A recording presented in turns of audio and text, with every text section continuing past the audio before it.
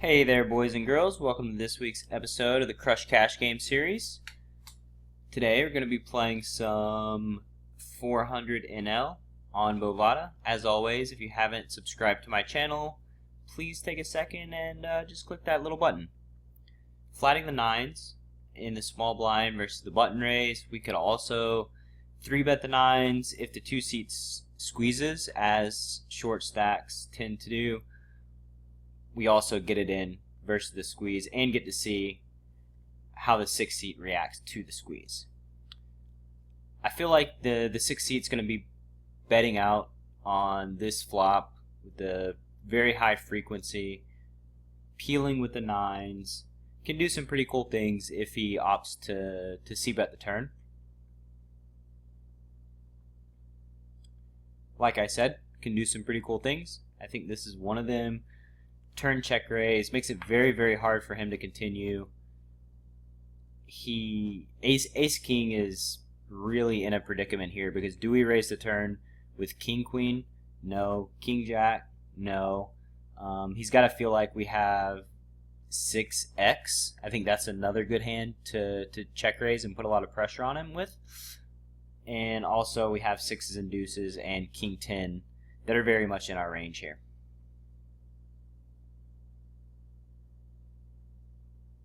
Not sure what he folded, but would not be surprised for him to fold at least king queen, potentially ace king.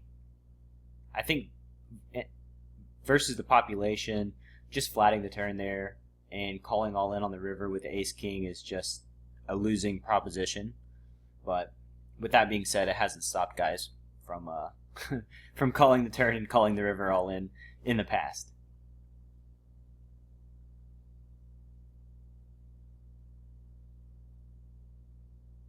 Also, it's good to have bluffs on the turn, just so that we're balanced when we jam on the river. Let's 4-betting the queen 9 suited at the bottom left. Just feel like villains are 3-betting a little too much from the small blind, exploiting that fact with a cold 4-bet. Once he flats, I mean, this flop is just pretty beautiful for us. We're getting it in all day long. Gutter, flush draw, overcards. And now we got a free roll. I think villain flatting the 4-bet with 8-9 suited is not very good. How he can turn a profit with that versus a pretty much an unknown player it's going to be tough. He has to feel like we're cold 4-betting very light, and he's got to be jamming hands as weak as his gut shots versus our flop c-bet.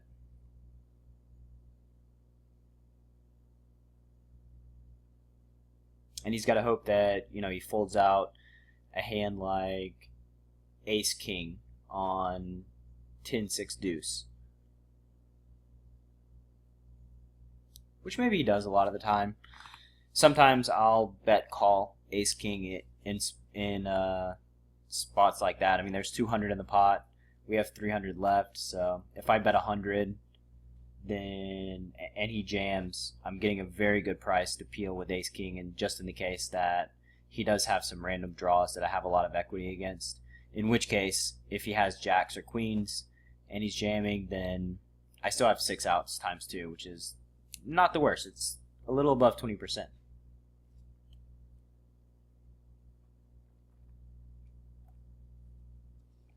Looks like at the top left table, 3 seats of fish. Let's look at the 9-10 suited hand real quick. C-bet didn't go through on the flop, so we opted to fire the queen turn, thinking that villain's going to be peeling flop very light. And unfortunately, he calls the turn bet as well. We have no choice but to give up with 10 high.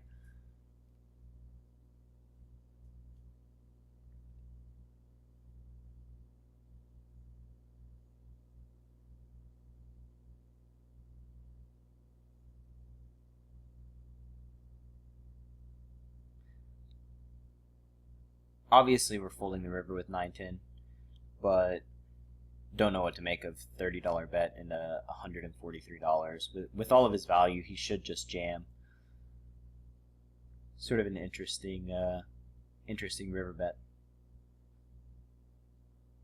3-betting the ace-queen off versus the 5 seed at the bottom right.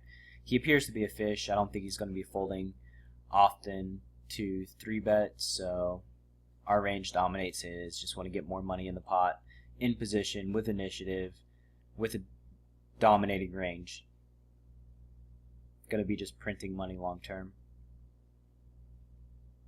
All in 3 ways at the bottom left, aces, 10s, and queens. Poor aces.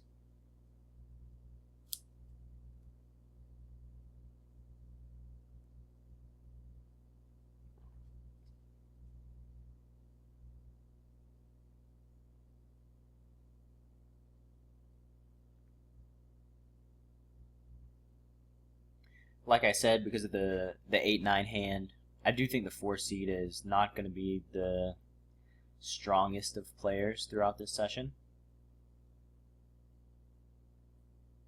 Need to 3-bet him for value. I feel like he's going to be prone to call 3-bets, play fairly aggressive post-flop. Other than him, the bottom left table doesn't look that promising. Looks to be a bunch of nits. The 3 seat looks to be fairly aggressive, opening a wide range of hands.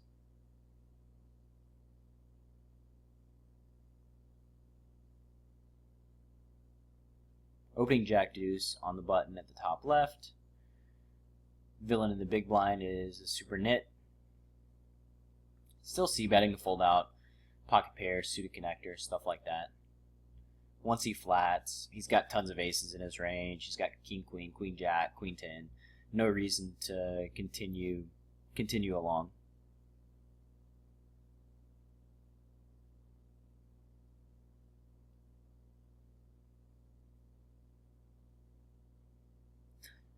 If you guys haven't yet seen, I have been twitching this past week. I plan on doing it sporadically in the future. I don't know if I'm going to create a dedicated schedule to twitching like every single day, but when I do, it will be at about 11 a.m. I'll begin and probably go for a couple of hours. My Twitch URL is twitch.tv/enhanceYourEdge.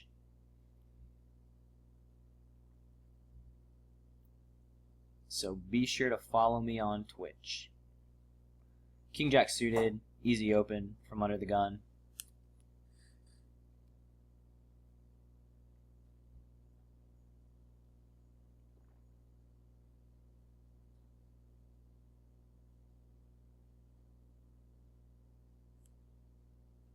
Not going to be strong enough to flat a 3-bet from the small blind.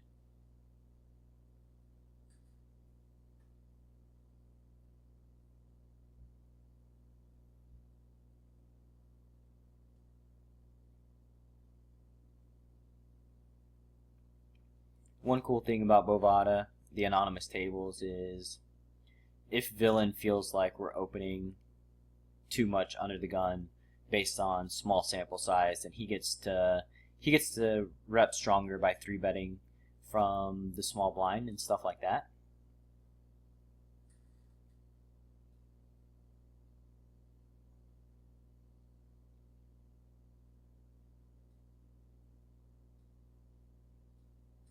It's nice being able to make strong moves that the population just generally doesn't do with your weaker hands. Exploit people. 8's at the top left. Gonna be calling a c-bet.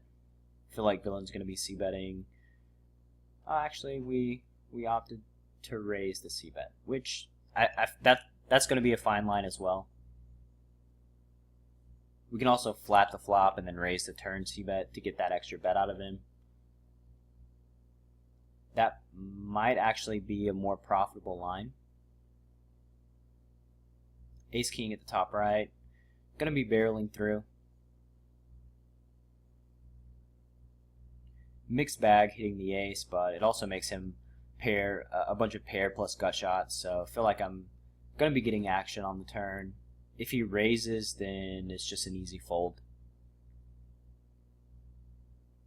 The hand that we beat that's the second strongest is ace queen, and I don't think he's ever raising ace queen here. Most players aren't going to raise queen jack or king jack because they could be running right into the nuts.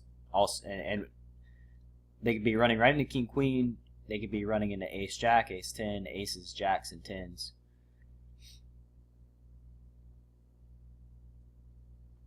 We're actually at not the bottom of our turn c-bet range, but we're definitely not at the top of it either.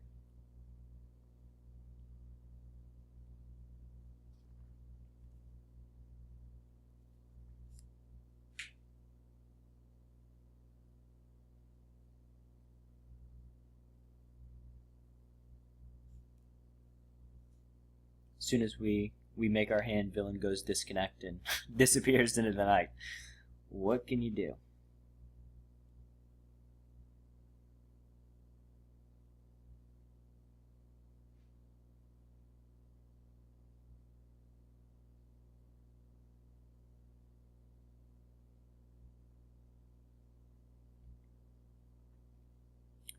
Can't really do anything with 7-5 suited versus very passive villain. We could limp, actually. I don't expect him to raise all that often out of the big blind. So getting 3-1, we could limp, try to realize some equity, and then play post flop. Ace king opening 3x. Reason being because the big blind's a nit and the small blind is a fish. 8 deuce, we bet the flop, check call the turn. Gonna check call the river as well. I think he peels super wide on the flop, especially when we bet out from the big blind.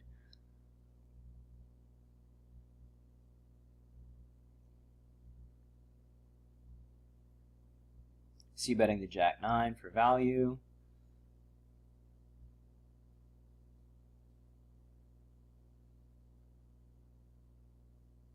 Opting to check the turn, let his ace highs, let his gut shots, and random sixes go ahead and bet so that we can check raise. So we can call all in or check raise all in. Obviously, because he bet $15, he had a value hand, aces. Nothing we can do there once we make the decision to open with jack 9 off.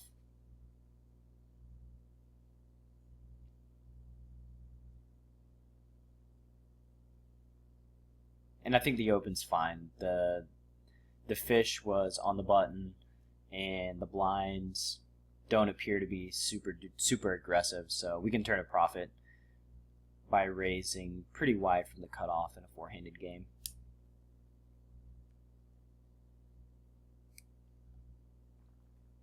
ISO raising the ace 4 off at the bottom right.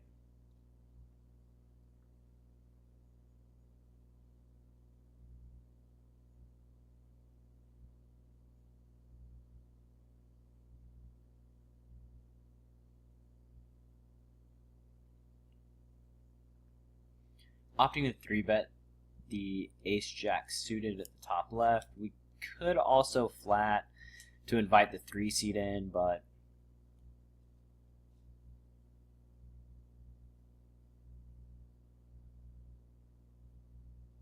just felt like 3-betting the ace-jack suited that time. Ace-jack off. Ace-jack off, probably more inclined to flat. King-queen off, more inclined to flat. King-queen suited, probably more inclined to 3-bet.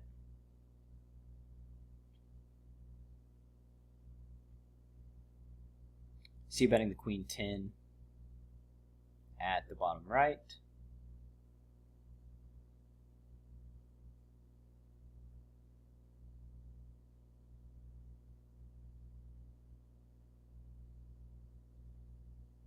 Eight pretty much connects everything with the queen 10. Obviously, the 3-bet with the queen deuce off at the top right didn't go through.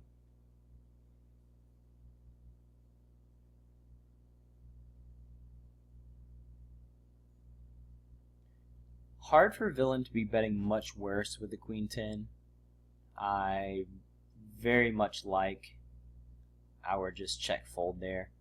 I think it's a spot where you can really get yourself into a lot of trouble by check calling the turn and just being completely lost on the river. I don't know if he's betting Jack 10 suited there on the turn. Very good, very likely that he just checks that back. So if he's not betting Jack 10, he's pretty much only betting hands that beat us. He could also already have the nuts. Folding to the donk with pocket eights versus the whale at the bottom right. I think he's going to have a decent amount of aces in his range. He's going to continue betting. We're going to have to invest 2 or 3 bets with really no clue where we're at.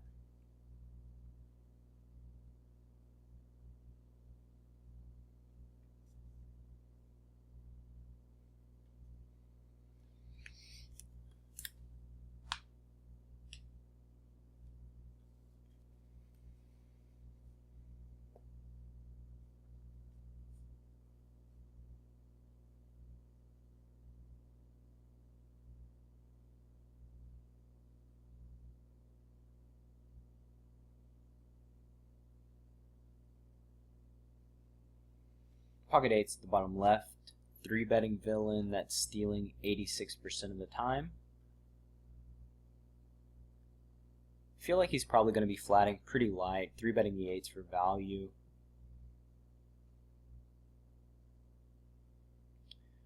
Nine 4 deuce. He's not going to have a ton of nines. Here we block 8-9. Maybe he can have some ace 9 suited, 9-10 suited, jack 10 suited. He's going to have bunch of pocket pairs, some suited connectors, and we opted to down bet the flop to induce a float. I do think he does float us with a fair amount of aces, but he also floats us with a good amount of just random overcards, jack 10, king jack, queen jack, king queen. From his perspective, the aces, our range is, if we check call, we have some ace kings in our range, some ace queens, we have some 9x's, we have a ton of pocket pairs. So I did opt to call the turn with the thought that he's not gonna value shove an ace on the river. So if he's not value shoving an ace on the river, he either has a set or pretty much a bluff. I think even a hand like 9-10 or jack 9 would check back on the river, realizing they have a decent amount of showdown equity. So don't really have much concern about him merging. The biggest question on my mind is he shipping the river with like ace jack that he peeled flop with? Ultimately, I felt like he was very polarized, and that is what led me to calling his river bet. Have to say, I don't mind villain's river shove at all. It's one of those spots where it's going to be very profitable against the population as a whole. If you can fold out all of his pocket pairs and his 9x's, then you're folding out most of his range. It only has to work less than 50% of the time to be profitable. And if we're only calling with our ace king and ace queens, then it's going to be a super profitable shove. On the flip side, if we're calling with our pocket eights and our 9x's and all of our random pairs, then obviously it's not going to work as much as it needs to be profitable. But there's really no way for him to know that.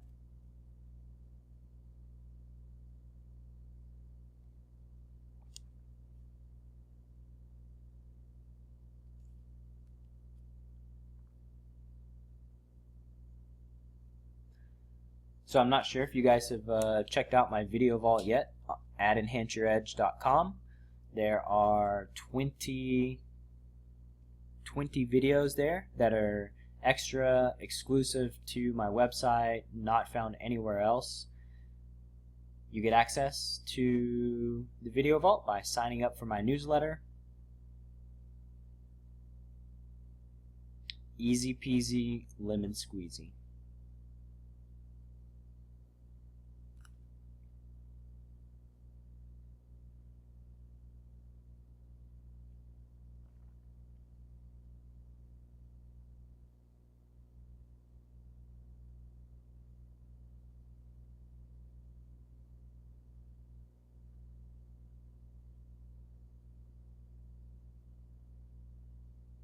Not much action going on right now. We still have our fish at the bottom right table. That fish, by the way, got his chips from us when he he flopped overcards against our kings and made 2 pair against us. Very early on in the session before I started the video. I specifically remember that hand because it was kind of funny. We could peel with 7-4 suited at the bottom left, getting 4-1, especially versus the short stacker in the small blind, who's more than likely a fish. Gonna dissuade the 3-seat from c-betting super light.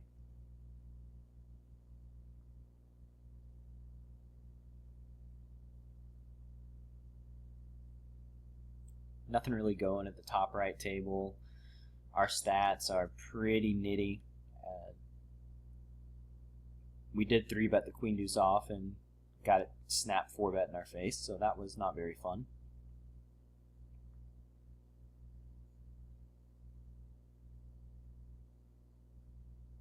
And that's one of the reasons why you 3-bet a hand like queen deuce off on the button when you're playing like a mega nit, because villains are just going to look at your stats and say, oh well, this guy's playing like a nit, I'm not going to combat him with a 4-bet.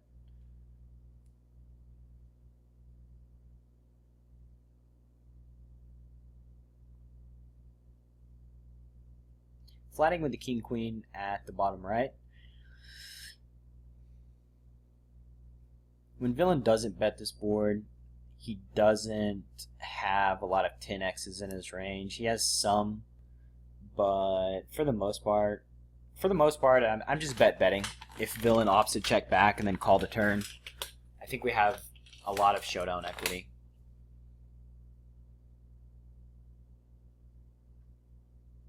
Not bluffing at the top right table, even though it checks through on 2 streets. Once we check back the flop, we really can't rep anything by betting the turn. We're not going to fold out king queen or king jack. Going to have to invest multiple bets with an unbelievable story.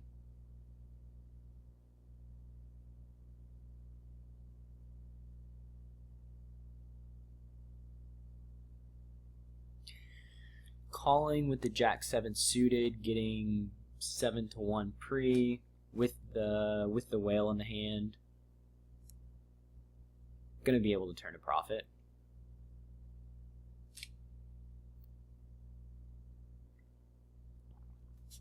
Should be opening this ace-6 off versus all the nits to our left.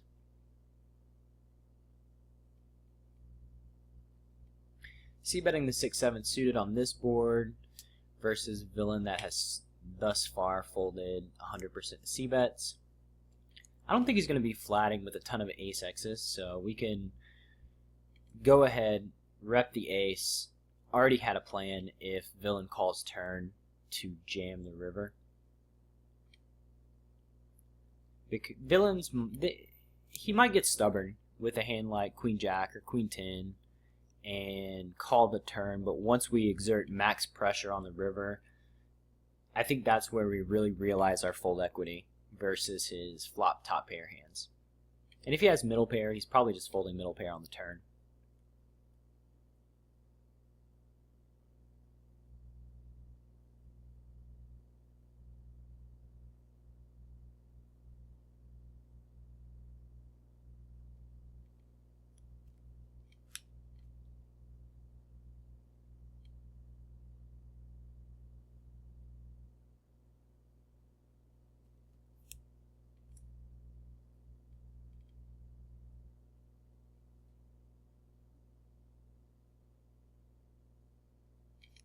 about as good of a flop as you can get with 7 deuce suited without making a pair. Should be just betting, but since villain flatted and led, we have odds to call. Villain's a fish. I'm not gonna just randomly go nuts because he's apt to call our turn raise.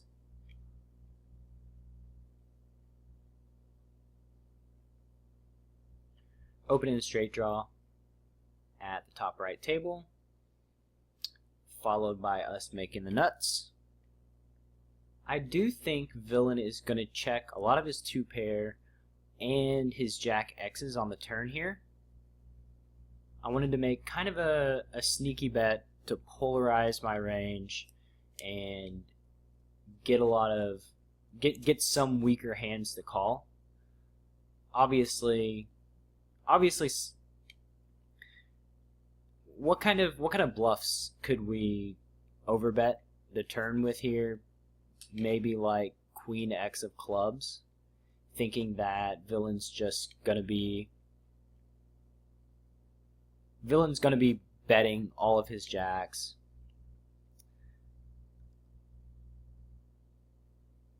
I think the overbet looks bluffier than a regular like pot size bet or 80% size bet. Now the question becomes, do we jam river? The 10 pairing is really a bad card. Queen pairing would be the worst card, 10 pairing second worst. I don't think we can shove and get called by really worse. We could bet smaller and potentially get called by Jack X. But if we bet smaller and get jammed on, we just hate our lives.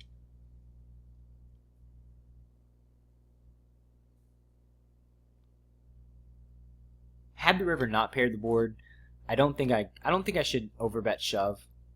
I really feel like 60% pot bet, 60 to 75% is going to be the max value we can get.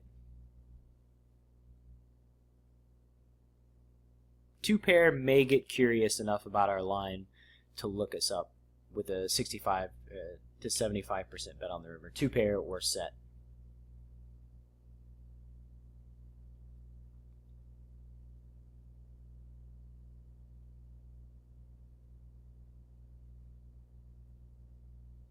Eight, 9 suited, betting flop.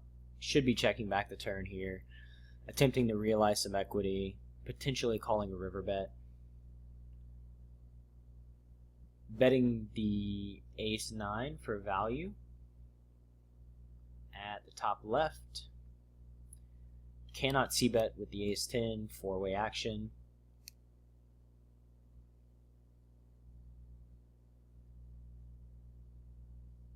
Trying to fold out random pocket pairs with our bet at the bottom left. Also might get called by some gut shots, queen jack, ace queen. Jack on the turn is not going to be very good for us at all. Just have to give up the dream. 3-betting the 6-9, blind versus blind. Feel like he's gonna be opening pretty light. His stats don't really indicate it. Now his preflop raise is 10, but population as a whole just tends to open too wide, blind versus blind. Little bink at the bottom left, make him a full house.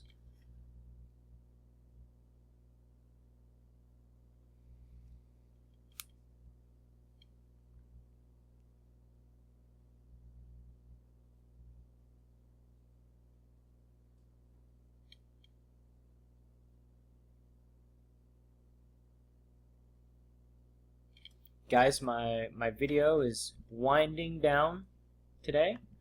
I want to thank you all for watching as always, and be sure to subscribe to my channel, join my newsletter, and let's grow and everybody be happy, profitable poker players. Hope everybody has a great weekend. Until next time, y'all take care.